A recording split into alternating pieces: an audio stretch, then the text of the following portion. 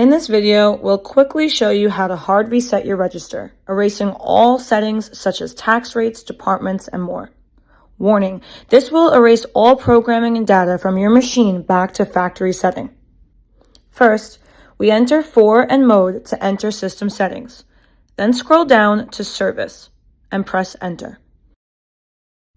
Once here, you can scroll down to System Reset.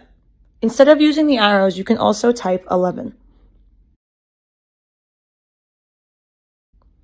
When you press Enter, you will need to use Subtotal button to toggle the option to Yes.